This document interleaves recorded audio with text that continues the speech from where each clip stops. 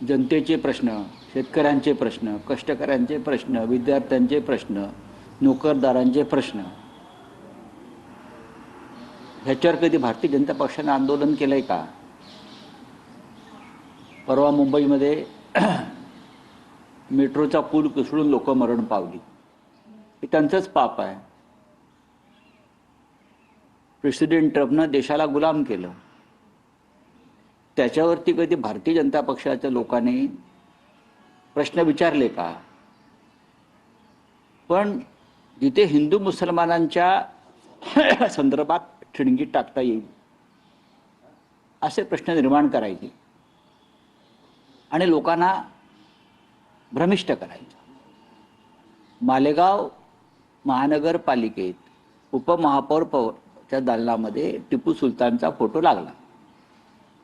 लोकांनी आक्षेप घेतल्यावरती तो फोटो उतरला, काढला.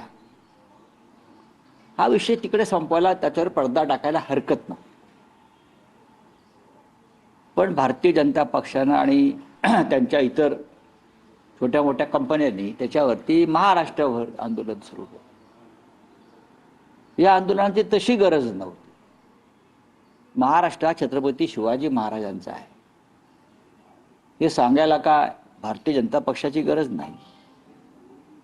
इतिहासामध्ये काही गोष्टींची नोंद आहे आणि ती नोंद भारतीय जनता पक्षालाही बदलता येणार नाही. मुळात टिपू सुलतान विषयी आता ज्या भूमिका भारतीय जनता पक्ष मांडत आहे त्यांनी इतिहासामध्ये टिपू सुलतान विषयी आपण काय भूमिका घेतल्या होत्या तो रेकॉर्ड तपासावा. कर्नाटकच्या विधानसभेत भारतीय जनता पक्षाने नेमलेले राष्ट्रपती रामनाथ कोविंद यांनी टिपू सुलतानचा राष्ट्रपुरुष म्हणून कसा गौरव केलाय ना. भाषणे बघा ना त्यांची. रामनाथ कोविंद राष्ट्रपती असताना ते कर्नाटकात गेले आणि त्यांनी टिपू सुलतानवरती गौरवाची फुलं उधळलीच होती. तेव्हा तुम्ही का नाही रोखलं? महाराष्ट्रात असेल, मुंबईत असेल, अकोला महानगरपालिकेत भाजपची सत्ता असताना टिपूच्या नावानं अनेक प्रकल्प सुरू केले. मुंबई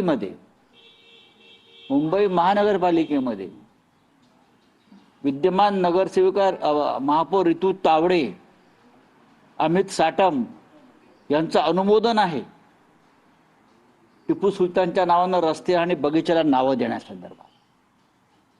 तेव्हा भारतीय जनता पक्षानं टिपू प्रकरणामध्ये आ बैल मुझे मार करू नये, महाराष्ट्राचं वातावरण बिघडवू नये. आता पुढल्या 2-3 वर्ष कोणत्याही निवडणुका नाहीत. उगाच कशाला तोंडाचा फेस काढताय? ज्या गोष्टी इतिहासामध्ये आहे त्याची नोंद आहे. तो इतिहास तसाच राहील.